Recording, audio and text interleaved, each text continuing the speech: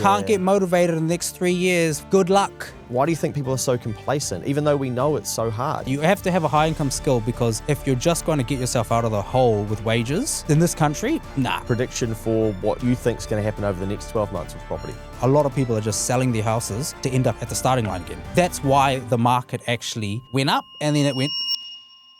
I think the last time we saw Tama Singh was December 2023, and that feels like it has gone very quickly. Back then, he'd done around 60 flips. Today, I think he's probably done 600. We're about to find out. But we're also about to find out what's happening out there in this depressed property market. Mate, good to see you. It's always good to see you, mate. And that is a very long time ago. It went by so fast, right? Yeah. And yes, there is a lot of things happening in the property market. So I'm going to try and drop as many bombs to the audience that will help them if they're looking to make a purchase or just maybe get out of a hole, which is what the vibe is these days, right? Yeah, well, this will be the third podcast, or third sort of session. We've done a couple last time, but last time you'd not long quit your job, gone all in on this. You'd built InvestorPro, the app. You were doing mentorships, workshops, doing your own deals. And so you'll explain what you do better than I, but flipping property, so finding a property, adding value to it, and then putting it back on the market, and then teaching other people how to do that, right? So you've done 60 flips, I think? That was last. It's over like 120. Yeah. I counted, make sure the last 3 weeks, managed to do 5. Wow. So these are like the contemporaneous, still a flip, right? Anything that remember, flip is not to what we think, it's what IRD thinks. Yeah, okay. That's how you generalize. If someone says, oh, you didn't even do anything to the house, it's like, I'm paying tax on that. IRD saying it's a flip, it's a flip. Yeah. That's how you have to describe it. So, yes, there's been over 120, and then there's been so many other people's deals that I've been part of, JVs, with the mentees, and that's put me over 200. Wow. Over 250 probably, to be honest. Yeah. Yeah, I'm like, or at least guiding people's direct deals, where I know their full like renovation, buy, sell process. Yeah, it's hundreds.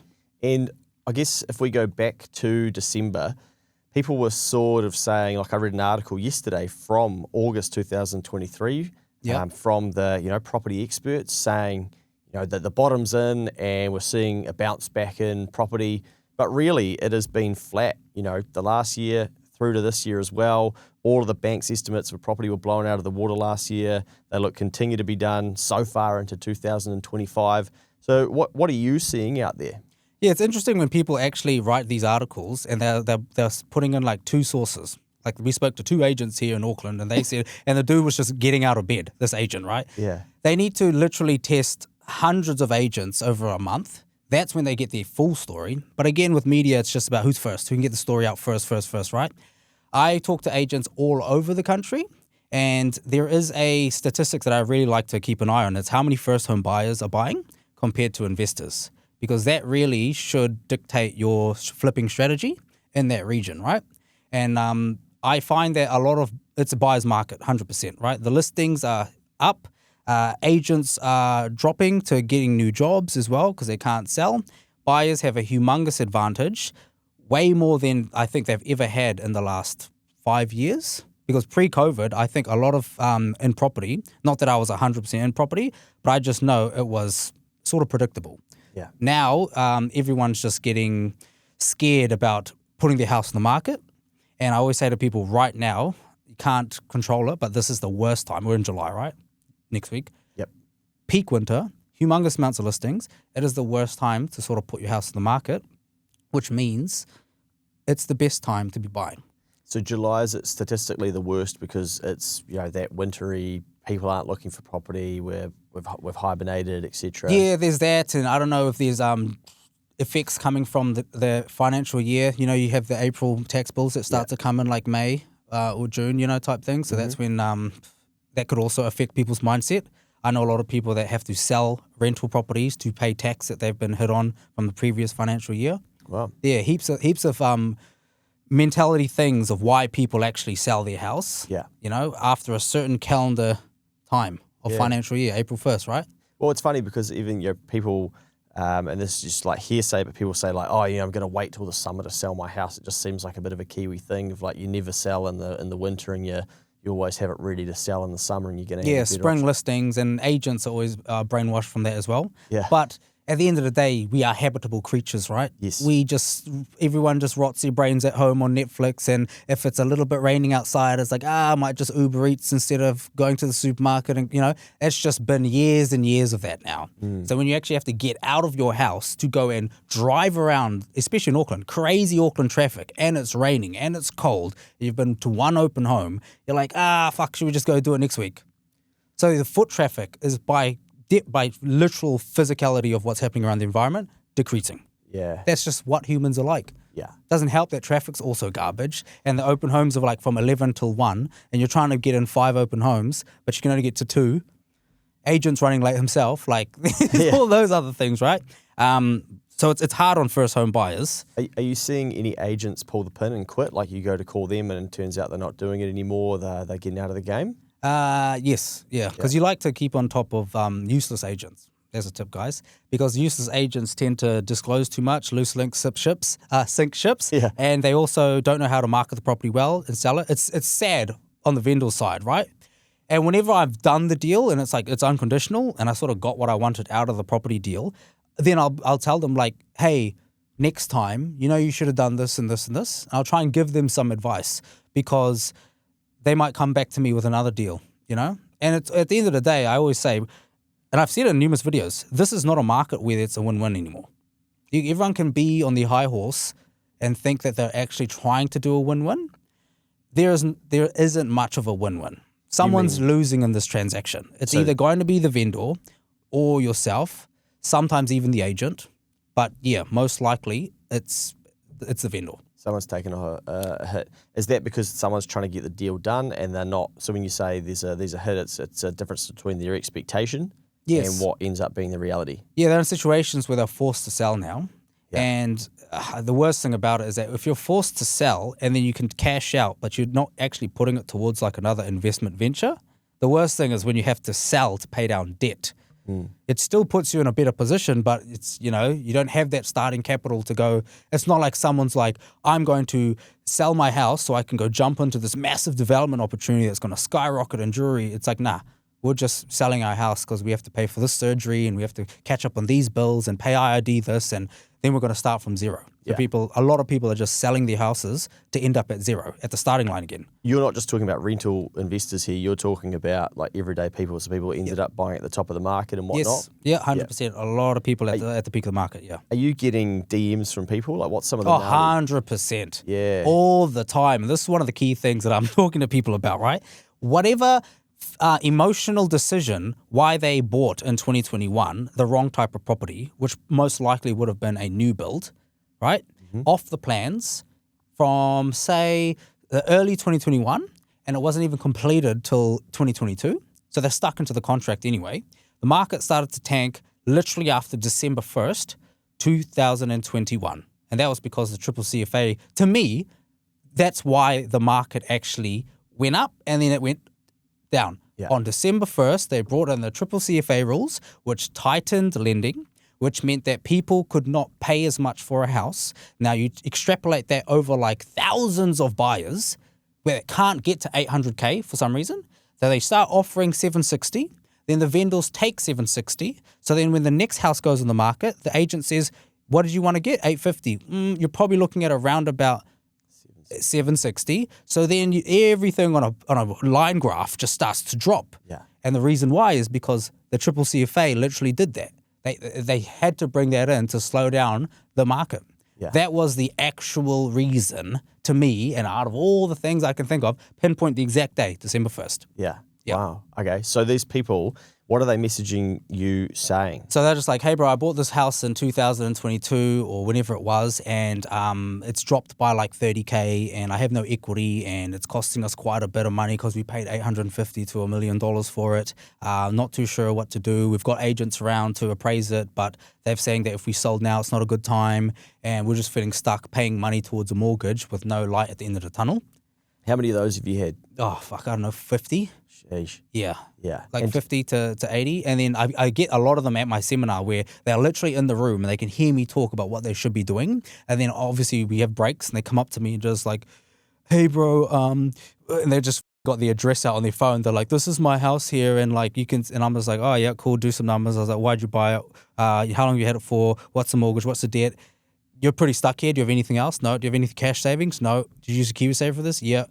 And then it's just the certain thing where the number one rule always is to have a high income skill. You know, you have to have a high income skill, because if you're just going to get yourself out of the hole with wages in this country, nah, because you're going against two things, right? Just general problems and inflation. Yeah, just taxes as well. Like, And yep, that's general. $10, man, to park down here. I don't know if you paid for parking. Yeah, I did $10. Yeah. Yeah, and if you don't, those cars are going around every 15 minutes, so your $10 becomes $70 for not paying. But yeah, like $10, that's $15. That if someone wanted to park down there for 2 hours, and they're not in business and it's not a tax To be productive for the economy, to work. $10. Yep. Like, and so then you've got to earn $15 to then pay tax on that to then be able to pay you $10. Yep.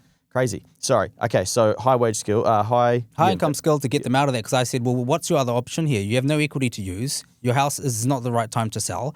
And the only thing that I can sort of think of is like you've bought it too high that it can't be an investment. So you've just bought a family home. So you only have one type of buyer. Only an idiot investor is going to buy this, right? And so you have to find another family. And then the only question you can sort of do to guide them is like, why did you buy this? Tell me the features why. Or it was a good school zone and it was this. Okay, well, that's your light, your glimmer of hope that someone else that needs the school zone will buy it. Because the thing is that I'm finding in this day and age, especially in Auckland, school zones are starting to shrink down a little bit. There's just too many kids there now, surprisingly. And houses in certain school zones are maintaining their value.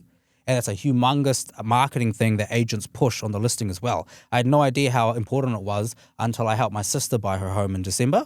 Yeah. And that was all they talked about. It's out in Glendowie. Yeah. Zone for Glendowie College and blah, blah, blah. And so that's why I asked them. And that's something that you could talk to agents. Don't have to sign agency agreements with them or just general agency. Don't spend any marketing money and just have it on their books, because as we all know, if it's not on the market somewhat, it'll never be sold. You have to be out there putting your word out, right?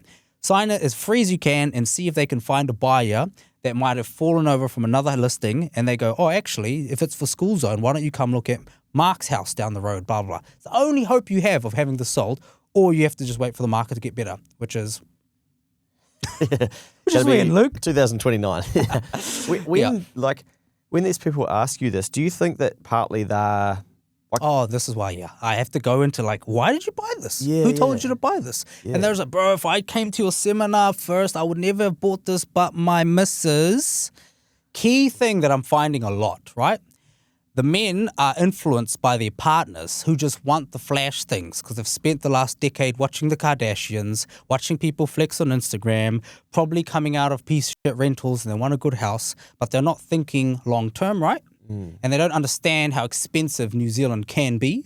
Yeah. And so what they're doing is just buying things nice, and then eventually, even women have said to me, I regret buying my home for 1.5 million out in Karaka. It's a nice kitchen, nice bathroom, everything, but I'm literally paying like $2,000 a week, or whatever it was at 7%. And I'm just like, what is this all for? What's the point? You know, I would much rather downgrade now. And I'm like, well, that's just what more people need to hear. And a lot of men were just influenced. This is not me guessing. This is feedback. A lot of men are influenced by their women to buy these types of houses, and they regret it later on. Yeah, because they aren't thinking with an investor's mindset. And at the end of the day, you need the money aside for the kids. You need the money aside for general expenses, diapers, and if you want to have a kid, sorry you can't because you got a tiled bathroom. That's the reason, right? This week, I've spoken to like 4 investors, right? 2 of them are men that were keen as on a super cheap, ended up selling it, 2-bedroom unit in Ellerslie, right? CV was $520, the new one, and it was available for them to buy at $445. You're 12 minutes from the city. You're next to the train station. You got Sylvia Park down the road. You got $1 billion development happening from Fletcher's, upgrading the racecourse. IKEA opening up, motorways, perfect. Capital gains could have been there. Mrs. said, nah. What are they? Yeah, but instead $445 for 2-bedroom Ellerslie. It's the deal I had ready for them, right? Oh, I see. Yeah, and he was fuming. Yeah, he was so angry because, bro, we went there, showed her the house, did everything, and it's like, oh, nah. So they then go and buy somewhere else because they can afford to, based on the bank's lending policies of, right, you could have the $800,000 house or whatever. Yeah, go have the new build. And this is the other thing. It's like, and where is the new build? 50 minutes out of the city. Yeah. And it's 800,000, and it won't have much capital growth, and you're already buying it at probably market value. The rental yield's going to be garbage. The rental yield on that LZ one would have been like 6.5%. Yeah. So for Auckland, that's decent, right? And you're buying it 50 grand below market value. They're already worth. And the other key things, when you look into certain deals, you have to audit it on a red flag basis. You also have to be devil's advocate for every deal. That's why I say, here are the negatives. Owner bought it for $460,000 in 2017. So they would get paranoid. They're just like, oh, well, if we're buying it for $445 and it hasn't gone up in value that much, does it get good? I'm like, this is an individual vendor circumstance. This isn't because Auckland market has dropped that much. And then I say, well, why don't you just buy it for $500 then? Will that make you feel better? Or is it too cheap that it's a problem for you now? That's the thing with people, eh? It either sounds too good to be true, so they don't want to act on it, and they don't know when a good deal smacks them in the face, and they have to literally get paralysis by analysis to neg themselves out of it. Yeah. Far out. So one of my goals is to help 100,000 Kiwis improve their financial literacy and in turn help create a better New Zealand. Generate has a very similar goal to educate and empower Kiwis to make smart KiwiSaver decisions so more of us can be better off at retirement. That's why I'm stoked to have them on board as sponsors. Together, we can reach more people and make this goal a reality. If you've never got KiwiSaver advice before, book a no obligation chat with a Generate advisor at generatekiwisaver.co.nz/change. They'll even put you in the draw to win $5K worth of vouchers just for having a chat, whether or not you decide to sign up. T's and C's on that webpage. A copy of the product disclosure statement is available at generatekiwisaver.co.nz. The issuer of the scheme is Generate Investment Management Limited, and of course, past performance does not guarantee future returns.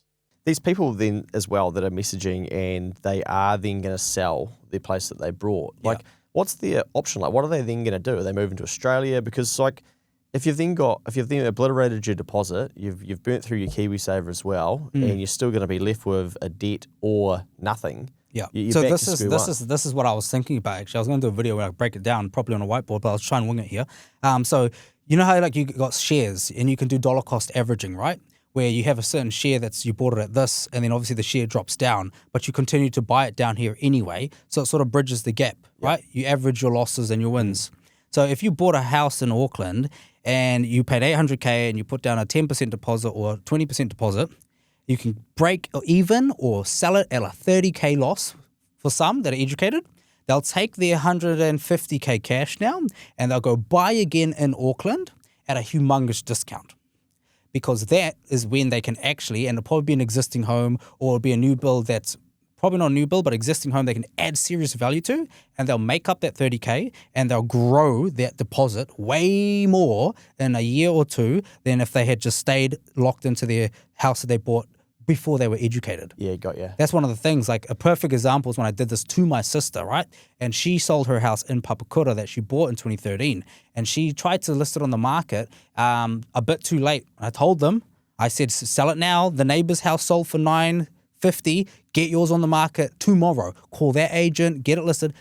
Waited around 4 months. They put it on the market. So $950, end sale price was $880. Sheesh. And their house was better than the neighbor's one that sold. Wow. It was like a 3 driveway. The middle one sold for $950, and they were the back with the land and the car park and the Are you older brother? Yeah. Of course, mate. Yeah. They're like, nah, $880. He won't know. Yeah. And so $880, and I said to them, don't worry about it. I'll make up the difference on the purchase. And that's what I'm saying to people out there. If you're educated, you can make up the difference, but you have to buy again. Otherwise, you're just going to keep the cash and lose. And they bought a house in Glendale, Waitaki Bay for 150 grand below what they were asking for. Nice. So that's all good and well for people who want to take action, though, right? Like, because that is confronting. Then you've got to sell, you've got to move, you've then got to find somewhere that is Suitable, school zone, whatever. Yep. Then you've got to add value to it and do the work. And like, I think we're still in a time where people don't want to do the work. They're just like, well, my house is worth less than it was. This is unfair. Do you get any of those DMs? Yeah, I just say just to go plug yourself into a barrier and work for AI. Then go actually join the matrix. They have to have an alternative, and it's just like, man, I reckon we can bookmark this message and 6 months will go by like that, or a year will go by like that, and you'll probably have the same excuses, right? And are you planning to move the country? No, I just don't know. And I'm like, how fast can you binge watch a show? Or give me 2 weeks, bro. I'll watch the whole of Breaking Bad for the 5th time. It's like, well, you literally could, in 10 hours, learn from my InvestorPro courses that has all of it there. In 1 weekend, you can watch it, done, and you'll know a little bit. Because the other thing about people is they keep their mindset to just what they have available.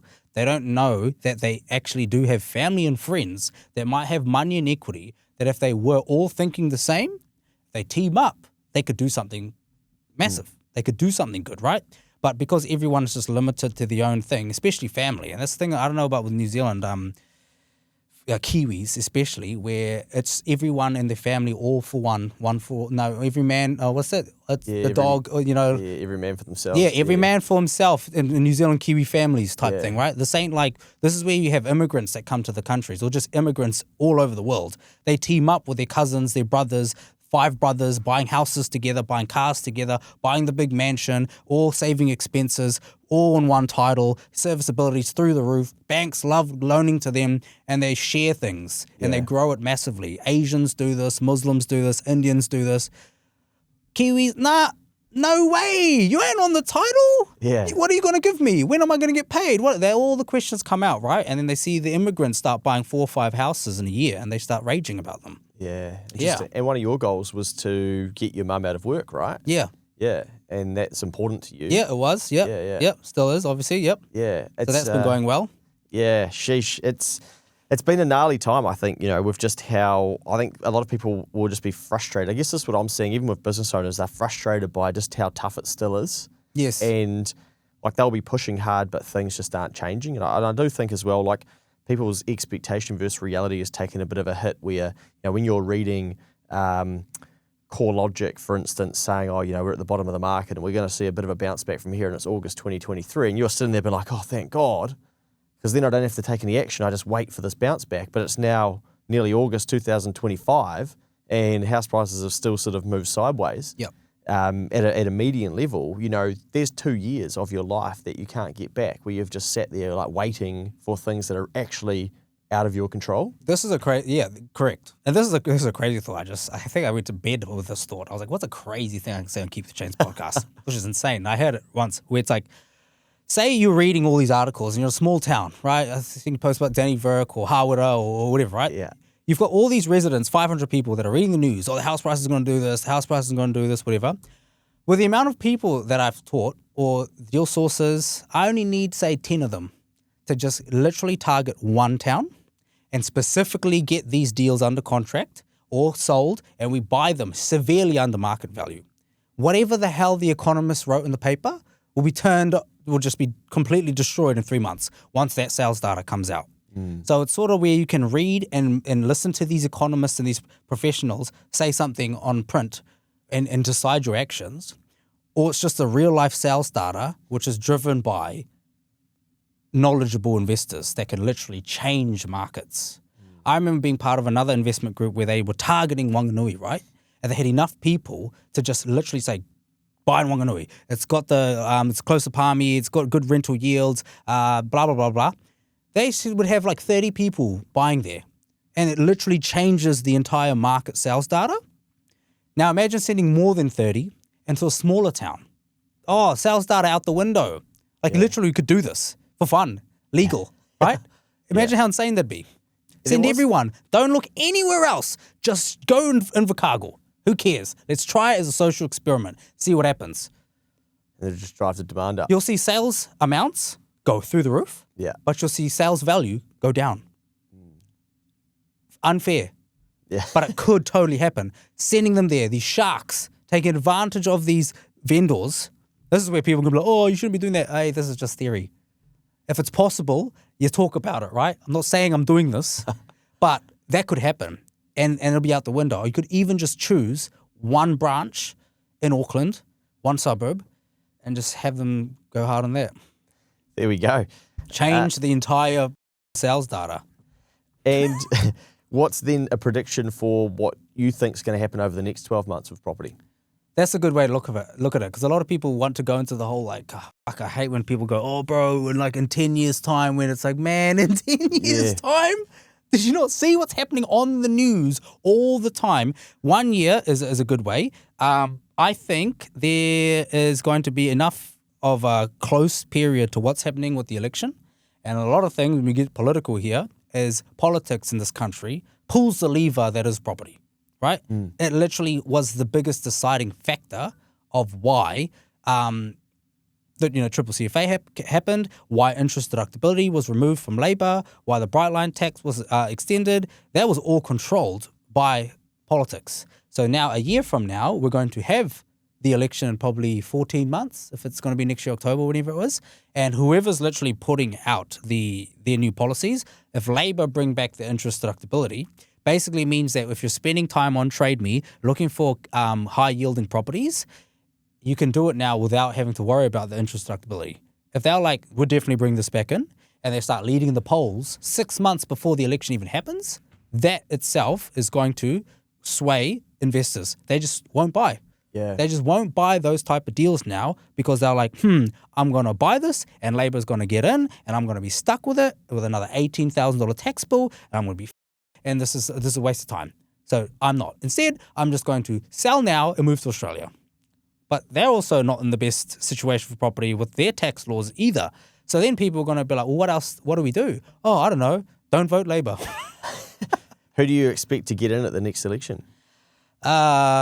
Well, following who I'd like to stay in is just as a property investor and entrepreneur capitalist, it's dumb for me not to say anyone besides, National and ACT, right? And I do like, you see David Seymour followed me a couple of days ago. I did see that. Yeah, that was pretty good. Taking him a while? Yeah, I got him and Chris Bishop.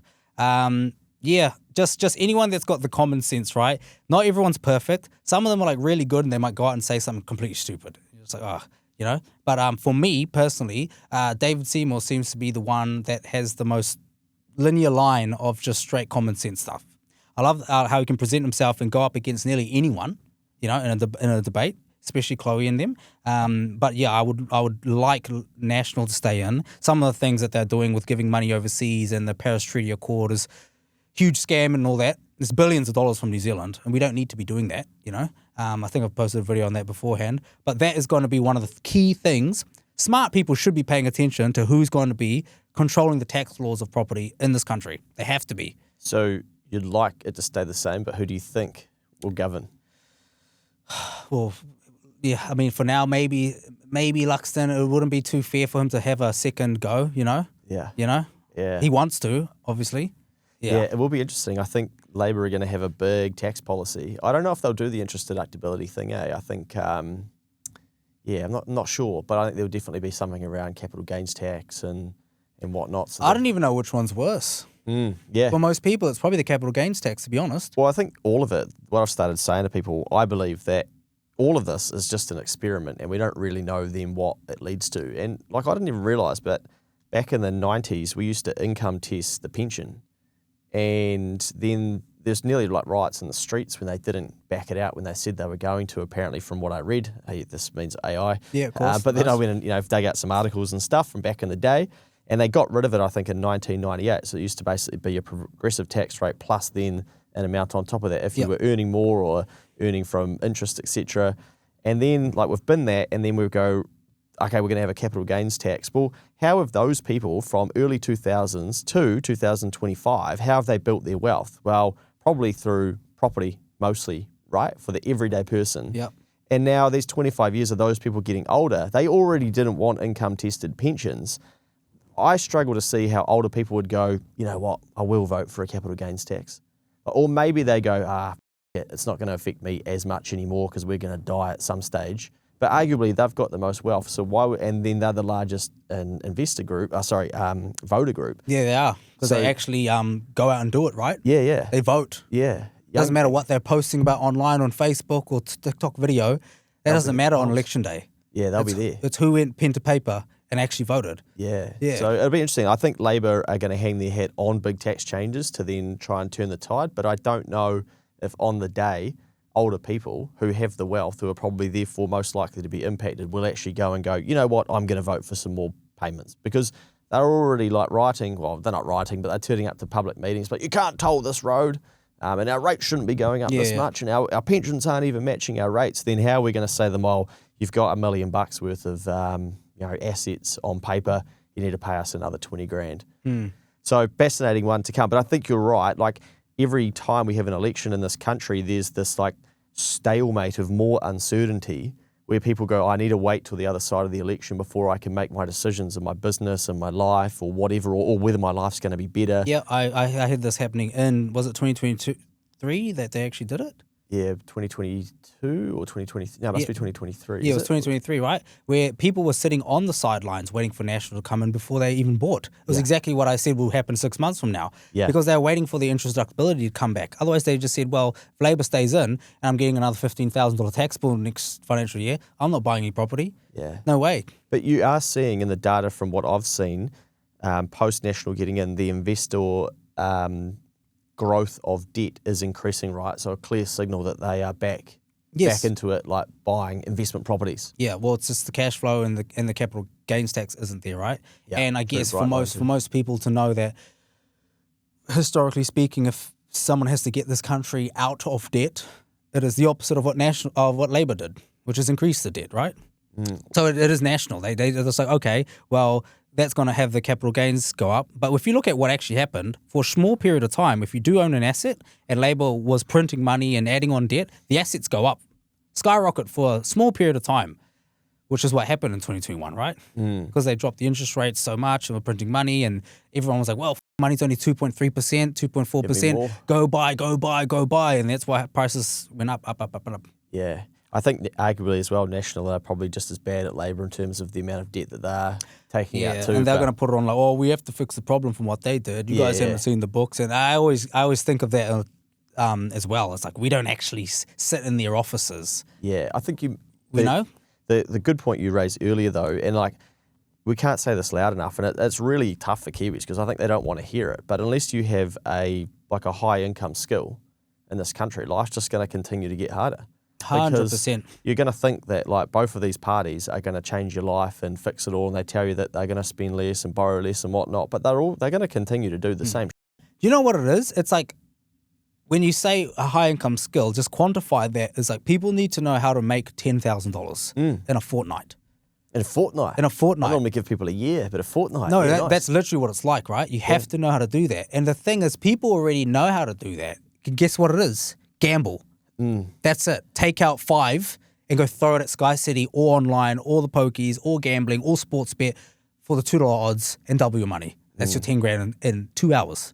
So they know that there is an option about it.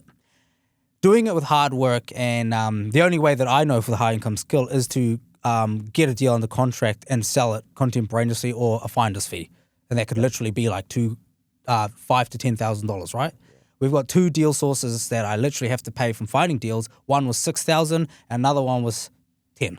So they find you deals and you give them a kickback. Yep. And they're starting to get better and negotiate their fees higher with me. And I'm just like, that's not how this works. That's not how this works. Sorry. Where else can you go out there and sit in your ass, make some phone calls, get something under contract, learn the skills that I've taught you, and make thousands of dollars in 2 days? You've been part of the InvestorPro course for what, a month? So no.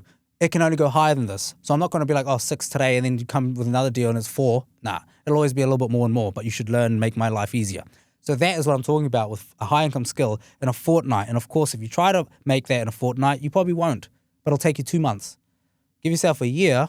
I'm not even going to do it. Fuck it. Nah. Yeah. Too hard. Interesting. I was reading something actually before too that, and I've noticed this as well with business owners, is that whenever you do planning over a longer time period, it's very hard for people to see 12 months at this stage of how much going on out there and how tough it is. Yep. So you've got to shorten everything down and be like, okay, we need to do this in a shorter time window because people can sort of see what they're going to be doing in the next 3 months, can in the next 4 months, 6 months. You start going beyond that, it's like, we're talking about the election next year. For most people, like, they're not even thinking about that yet. But I guarantee you that a lot of people come 3 months before the election next year, it'll be the thing they're talking about. It'll be like why they're not buying a house. The elections start technically like in 2 months' time. Like whenever we're closer to like September, it's a year, right? And then you got to take out December, January, which doesn't exist in this country. Then you got to take out all the other public holidays, all the weekends and all that type of stuff. And you've got, we've got 7 months. Yeah. Campaigning has already started. That's the one thing in this country, it's like on the news, everything we talk about, it's just politics nonstop. I don't know if it's because my algorithm's fucked on that, but I listen to News Talk ZB and I know that's all that type of stuff, right? Where if it affects your wallet, you sort of have to be paying attention to somewhat politics, right? Or it's the fact that I'm 32 and I'm just starting to age and care about it a little bit more. But that's all it seems to be in New Zealand. It's like housing market and politics. Nothing about sports. There's nothing else exciting happening. We haven't got any movies being filmed here. They took away the Amazon thing. The Avatar's gone. They're just, like this, the All Blacks are losing and the Warriors, whatever. And sports is like diminishing. What else is there in this country? Yeah. Tourism isn't like popping off. There's no big theme park. IKEA. That's it. We've got politics and IKEA opening up. Or we got the rich list, so we better hate on them for 3 weeks. Definitely better hate on them for a fucking month. And do you know what's interesting though? I was looking, and I need to really unpack my thoughts on this. But Halter is the cow technology. Do you know about this? No, so it's basically like some people describe it as a Fitbit for a cow. So you can put it on the cow, and then you can then re-fence your farm. So it's technology, and it goes a lot deeper than that, but it increases the productivity of the farm because you can basically electronically fence your farm. Yeah. Now, that's been around for some time. I remember going into the ice house, and there's a poster of these guys. I've kept an eye on it. It looks like they're growing quickly at the moment. Chloe would want to tax that. Oh, mate, there's already like, what's the electricity going through their necks? Yeah. So they've just been valued at $1 billion. Wow.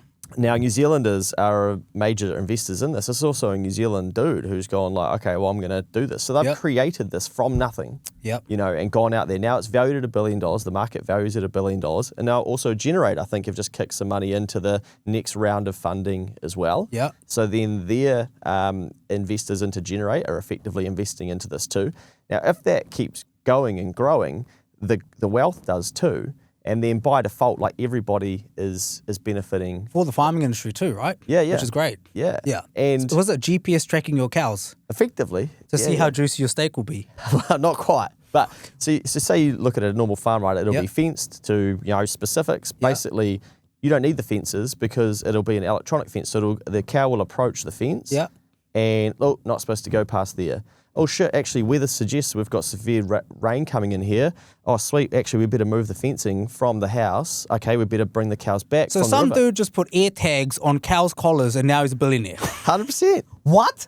So where's the next business of people doing this with sheep, pigs, chickens, like anything you could just GPS track now? But then you've got like Rocket Lab as well, and what they're worth. Then I guess better not say the Malbrays because somebody will turn the podcast off because they're water balloons that they purchased that they're watching this and like this is bad. They shouldn't have done that. Et cetera, et cetera.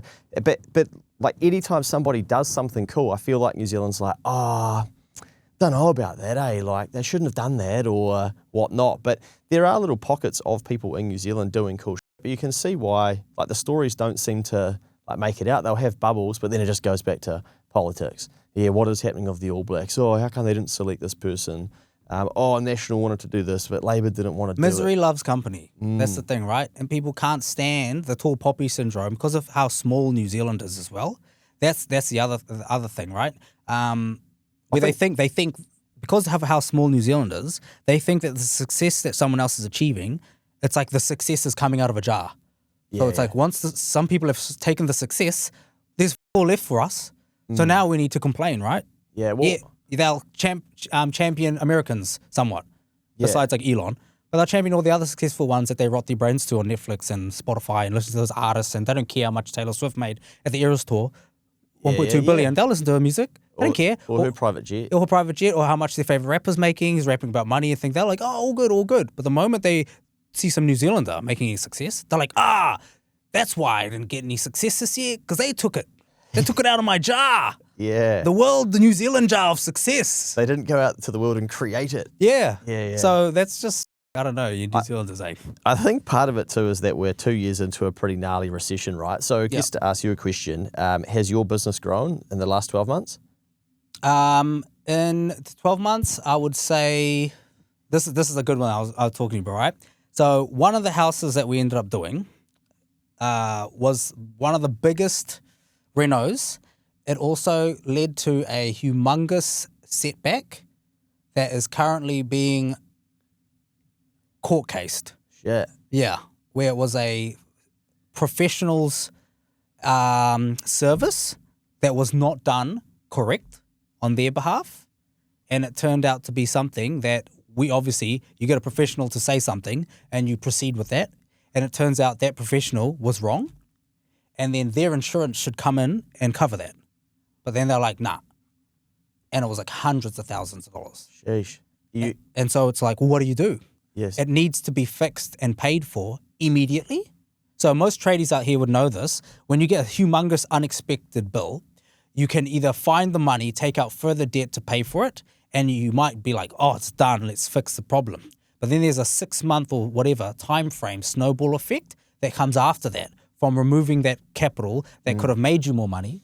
Opportunity cost is lost, and the debt of whatever you had to take out, payments still has to happen. All because of something that is literally unforeseen. It is like if we were just sitting here and the ceiling collapsed on us. Yes. And we're entertaining you guys, and the ceiling collapses. So what are we going to do? Go after who built the building? Yeah. You know, who said it was structurally safe, etc., etc. So yeah, that was a big thing that happened, which is just a pain in the ass. Currently dealing with. Yeah. Geez, that'd be frustrating because you had a pretty good run, right? Yes. Yeah. Yeah. And it was like everything was safeguarded to the point where I'd do my normal checks, normal due diligence, normal type of planning. It was a sure thing. But as I said, it's just something as unfair as literally the ceiling collapsing on us right now. Yeah. Everything was planned. You made sure the lighting was perfect. You made sure the mics were working. You look presentable as usual. The ceiling collapses, Luke. What do you do about it? Yeah. That's how unfair it was. So has it put you off doing what you're doing, or No. If anything, I expect this shit to happen, right? And one of the key things I always say to most people that go through, there's a big stress thing here in New Zealand, right? Where you're going backwards maybe in business or the huge amount of debts and all this type of stuff. But it's just such a cheesy thing. But the mindset is literally 80% of it, to be honest. It's just what you choose to affect you, and then the 20% is this phone calls and emails. When you think about it, for us. Yeah. Right? We aren't builders. We don't do anything with our hands, really. It's phone calls and emails. That's it, right? So if you're a white-collar skill, and that's why I was saying most likely the $10,000 thing in a fortnight, if you know how to do that and you get into such a hole where you're just like, nobody talk to me, I'm just going to sit here and just do non-stop phone calls and emails until that comes in. And when it does come in, I have to 10x that and make that in a month. You have to 100K it in a month to get yourself out of that. So where does YouTubers do this. where do you think the resilience comes from? Because like a lot of people, when anything goes wrong now in their life, whatever, like even people have been made unemployed. Yeah. And it's like, oh, we did get warned that unemployment's going to increase and we're going into a 2-year recession, etc. Yeah. The whole thing's contracting. The economy's not good. Yeah, how many memes have you seen that AI is going to take your job? Yeah. Ha ha ha until it happens. Ha ha ha. Yeah. And then people, loot the bed. So like, why do you think people are so complacent, even though we know it's so hard and we complain so much? I think they haven't got perspective, like drilled into their skull, where a lot of people need to be like, okay, you can compare yourself to a starving African kid, but most people ain't going to do that because it's unrelatable. Just compare yourself to your parents.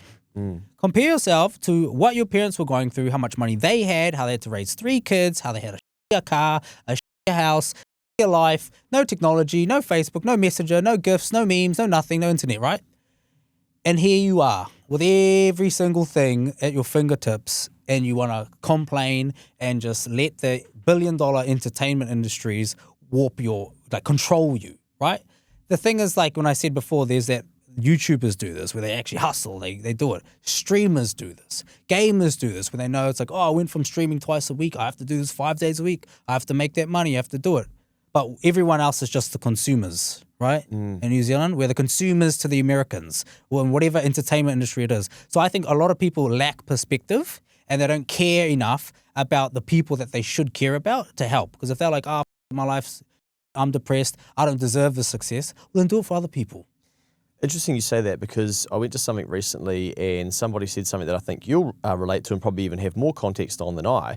They said, oh, comedians have never made more money with the tools that they have, i.e. TikTok, Instagram. Netflix deals, mainly. Yeah, but just even like New Zealand comedians. But if you look at most content creators in New Zealand popping off, it's normally entertainment and comedy. Of course, because it's relatable to everyone. But then if you start trying to educate people on shit, it's like, I don't really vibe with that guy, eh? 100%. And I've noticed this even with the content they're posting, right? If the market's for property and you're making property content, no one gives a shit. That's just it, right? I've noticed that. And that's why I was like, sometimes when I was like, you know what? I have so much to talk about, obviously, as you know, and all the viewers will probably be like, yeah. And when you go political, then you start saying about political, which people have something to say about 380 days a year, right? Yeah. They'll say anything about anything to do with politics. So you start doing that and you start seeing all the comments and all the videos pop off and all the complaints. And I'm like, I haven't seen you comment once on my property video that could literally help you with this problem you're talking about that you think is Christopher Luxton's fault. You know? Yeah. People are just dumb. That's the main thing. They're just actually dumb because you have to know that if a word exists in English, doesn't mean that you can't call people that. It exists for a reason, right? And if there are smart people, there is an equal and opposite reaction, right? If there's smart people, there's dumb people. There's lazy people, there's hardworking people. And as I said beforehand, if it's the worst time to sell a house, it means it's the best time to buy a house. Like that's just literally the yin and yang of things, right? And I think the people that are like chasing education, chasing a bit of action and whatnot, and just still pushing and moving through and having a setback, but resilient and like, okay, I just need to get on with it and I'll get myself out of that.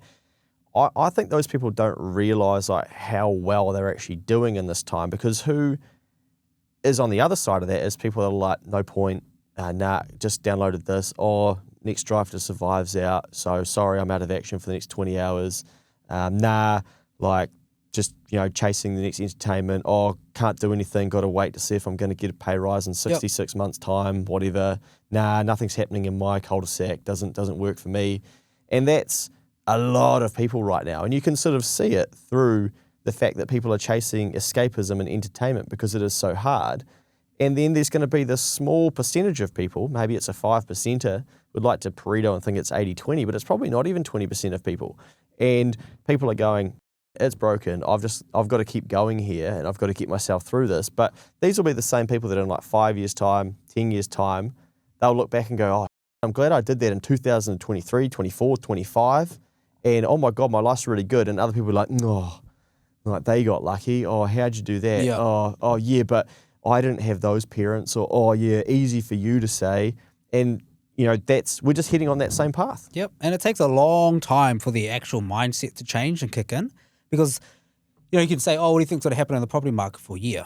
It's like, yes, definitely plan around that. But for most people, they're like, if I don't get in a year, there's no point even trying. It's like, no, this is the long game. Actually on that, I saw, people saying who are probably like bullish about the property market. There's this sort of, you better get in the next 2 to 3 years because if you don't, you'll never get in. And it's like, it just kind of creates more of that. So what are we saying to those people who are born at the moment? Like, they're forever like... Your kids?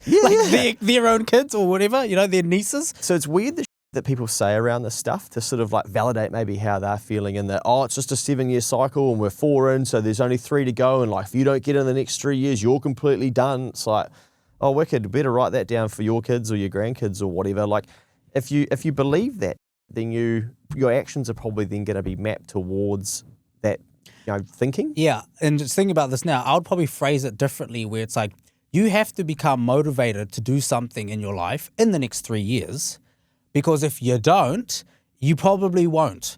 And the reason why I would say that is, this is crazy, but if you guys remember in the peak of COVID, or maybe 2021, there was this documentary that came out on YouTube, and it was about the social media algorithms and how it works. Do you remember that? Yeah. It came out and it tracked what your thumb does when it doesn't even click anything. It just scrolls and it stops on a certain ad and it goes on another content creator, and the apps just learn that.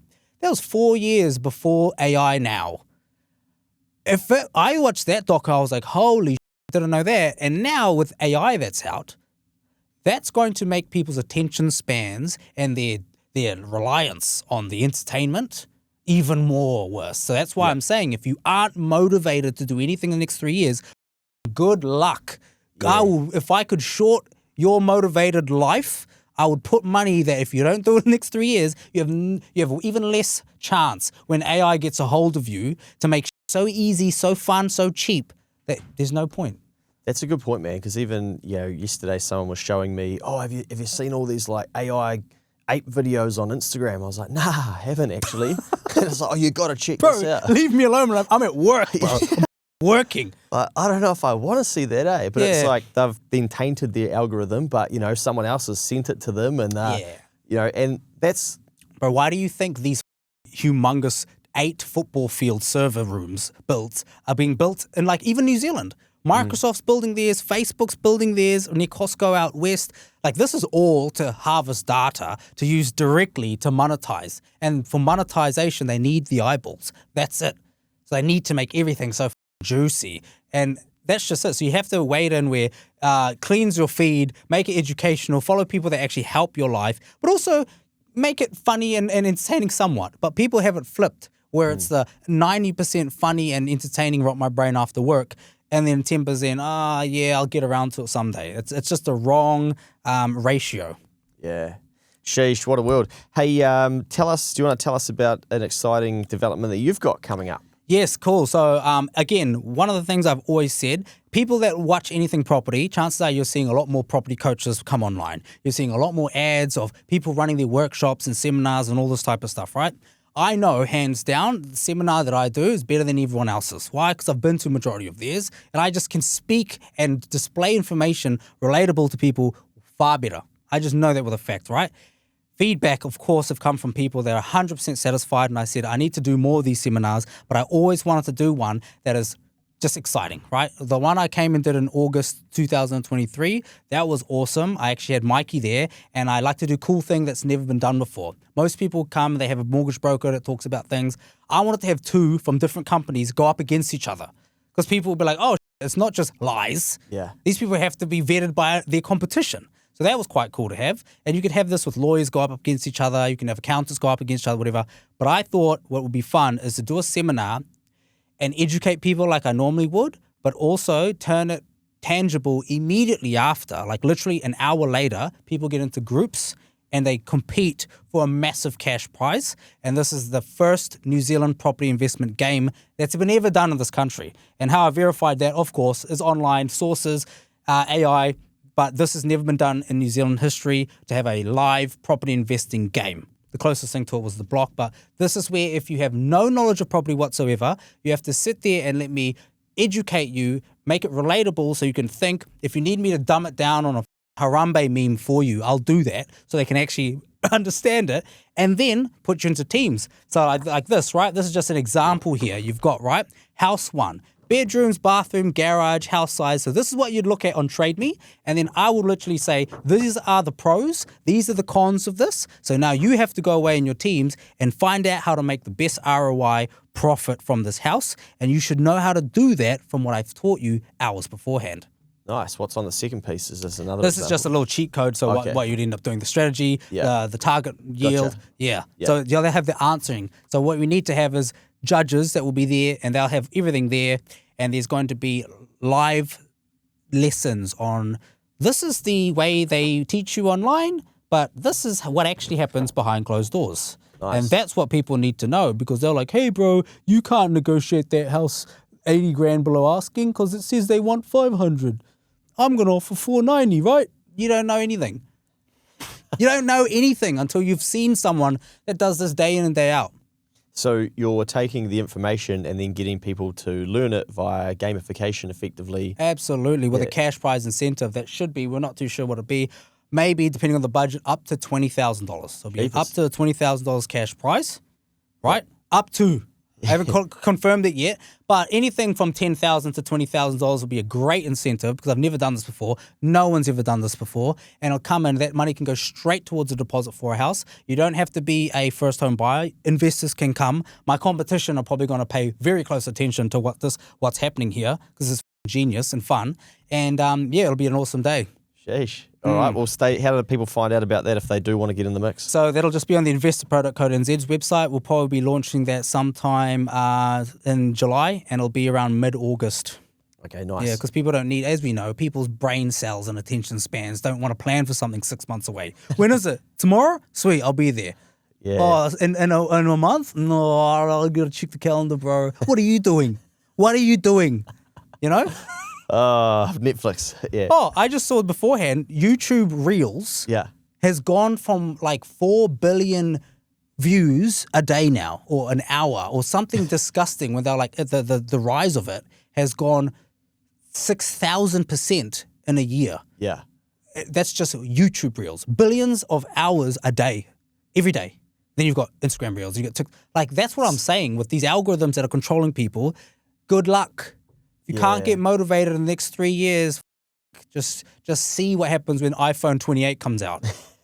With AI and it just stealing your every minute of your day. The screen's now the same color as your eyes. Yeah. Oh, dear. Hey, speaking of negotiation before, any tips for people who are looking to buy their first home, or maybe buy an investment property, or just buy property in general? What's some negotiation tips that you're seeing out there at the moment? Negotiation tips is you have a gatekeeper before from the person that actually signs the document that gives you the deal, and that is a real estate agent, right? At the end of the day, it's the vendor that signs something on a sell and purchase agreement that gives you the deal. It's not the lawyer, it's not the agent, it's the actual vendor. And the only person that speaks to the vendor is the agent. And you don't actually know what they're saying to the vendor. So what you have to do is, as ethically as you can, is an agent works for the vendor, but works with the buyer. What I like to do is to twist that a little bit more and be like, no, agent, you can also work for me. And let's try and find a win-win situation. So you have to butter up the agent and actually find out key things here that can actually get you to the pain point that the vendor has that the agent hasn't told anyone else. That's one of the key things there, right? Because they are the gatekeeper. It's like sweet talking the receptionist to get to the CEO and getting a job, right? So there's certain things there where you can tell the agent, like, look, mate, we don't know what our first-home buyer, are we talking about? Mm-hmm. Yeah. So a first-home buyer, it helps when you don't have to lie as well, right? So if you want to say, like, we're not here to piss ass around, we've got our pre-approval, you don't have that, then get it. Don't lie. Just get it then, right? We have our pre-approval. We are experienced because maybe we've watched Tama Singh's courses or something, right? But we know that we're going to speed through our due diligence. We're going to try and get this done as fast as we can for the vendor. Here is our offer. And then they might present it in a certain way that is lower than everyone else's, but it comes with a bit of story where he can at least have some ammunition to go back to the vendor so he doesn't scrunch it up and throw it in the bin. Hey, I've spoken to these first-home buyers. Before we talk about price, I just want to let you know, these people seemed pretty onto it. They don't seem like a waste of time. They are pre-approved. They know how the conditions work. And I think if we take this offer, we might get less headaches compared to other people. They might offer a bit more and then around and ask for extensions and end up falling over. So you have to paint it like that, because first home buyers don't actually have much in the arsenal belt. They have a limited budget and limited knowledge. So unless you're going to increase your budget, which is the hardest part, increase your knowledge. Nice. That's it, yeah. Yeah, simple. What about for potential investors looking to buy their first investment property? So for potential investors, nothing will butter up, same thing, nothing will butter up an agent more. Agent. I thought I said Asian there. Nothing will butter up an agent more than getting paid twice. So if you are someone that can say to an agent, like, look, if you help us buy this property, circumstances could change in the future. We might need to sell it and we'll remember you. Or if you're an actual flipper, you can actually tell them, like, look, we're buying this under market value. We have to make sure that we don't take a loss. And we want to make sure that this is, when it's on the market, we could end up giving it back to you. And of course, if you don't have to lie, don't lie. Don't lie, right? That's what I'm saying. Give it back to them if they've done a good job. So that's one of the key things where the agent will work for you, because they know they're going to get paid from the vendor, get the listing, or like from you, and then get paid again. So there's other things where standard stuff, you're looking on TradeMe, really identifying where the deal is, because on TradeMe, it doesn't just say it does sort of, desperate vendor, right?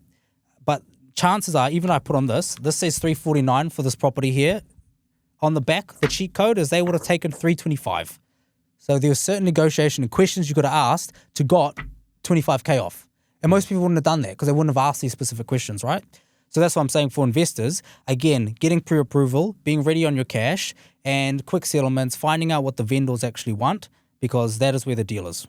As part of InvestorPro, have you put together content for first-time buyers as well to help educate them? Yes, absolutely. And a lot of them have watched it and they've come back to me and they've said the DMs, hey, bro, after watching your first-time buyers course, I now understand that we bought wrong. I shouldn't have done that. I did the calculation that you said and realized that we actually have no equity in our house, or we have like 20K. We've owned it for 4 years. Is there any way that we can sort of like transition and get out of this?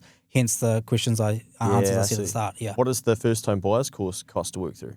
Everything on that is the whole thing. $295. Oh, that's right. $295, you pay that once. Every other coach out there charges thousands for the course, and I always say to them, buy both. Buy both then. Mine's so cheap that you can just put $295 onto their course and you won't even see the comma move. But the thing is, buy mine first. So you don't go $3,000, $5,000, then you come back to mine and cry.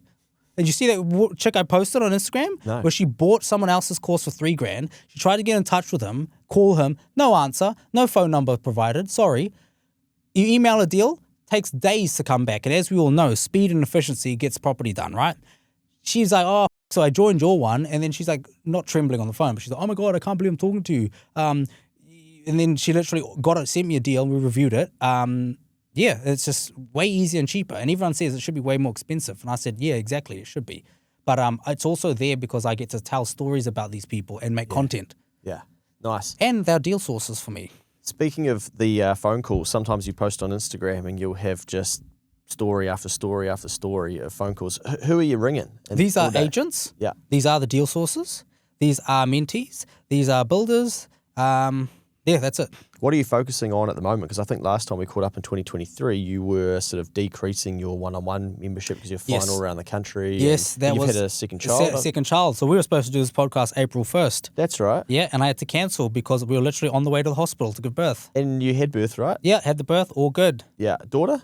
Son. Son, sorry. Yeah, son. Also, he'll be an accountant because it was the 1st of April, new financial year. He'll be a fool. April Fool's, yeah, financial year, baby. Yeah. And the craziest thing about that is that when we were on the way to the hospital, Mrs. screaming in the background, I was like, can I make the podcast? Maybe. But luckily, I pushed it out. Yeah, well so done. yes, that was quite Excuse hard, the pun. and I was trying to decrease that and just become someone that can train a lot more deal sources and coach other people on where to buy the best types of deals and utilize the service where we can just do that for them.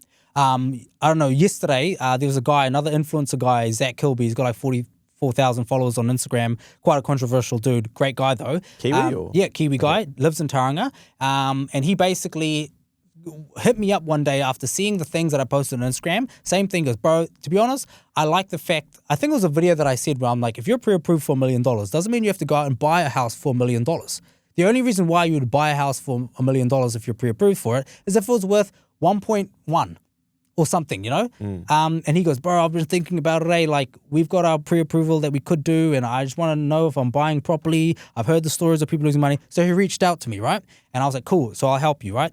And 6 weeks later, he did a really cool video yesterday where it's that one we do with your missus and you're holding something, transition. She's like, what the f*** are you doing? And it's like 5 of these in a row until one day he's holding it and it's in front of the house and he gives her the keys to the house. And she starts bawling out, crying. And it's like a mean as, I think 4 or 5 bedroom house. It was home of the year in Tauranga. Now, it was a new build, but I said to him, we need to get this below market value. 10-year warranty, home of the year almost in this area. And I got it for them $50,000 below market value. Nice. Now, for most people, for me, generally, I'd try and achieve a bit more than that, but this also has certain other benefits behind it too. Like the 10-year warranty and home of the year, and it was awesome. Yeah. Massive house, you can home and income it and blah, blah. So when I finally go to buy a home, mate, can I just delegate that to you and you'll... Absolutely. Perfect. Honestly, I really don't think that when you see other people that negotiate and stuff, it just comes down to who will do the most phone calls. Yeah. To be honest. It's who will do the most phone calls, the most follow-ups with the agents, the most negotiation skills, the tactics. Yeah, that's how you actually get the best deal. All right. Well, if people want to phone call you, how do they do that? Well, I normally just take bookings, right? So they can go to my Instagram, book the Calendly link, 15-minute free chat, and I can talk about what I can actually do to help you. But yeah, that's available now. Anyone can do that. And also, make sure you keep an eye out for this event, which will be the coolest thing out ever. And yeah, we definitely help with anything property. So on Instagram, you've got InvestorPro. Yep. At InvestorPro. Yeah, and InvestorPro. And then at Tama Singh. Yeah, at Tama Singh. Yep. Simple as that. We'll chuck some details in the show notes as well. Always good to see you, mate. It is. Hopefully you get through the troubling or the tricky time that you've had and keep cranking, and no doubt we'll catch back up and won't take a year and a half. This time we'll catch up before the election, eh? Yes, of course. That'll be a bit of fun. Yeah, cool.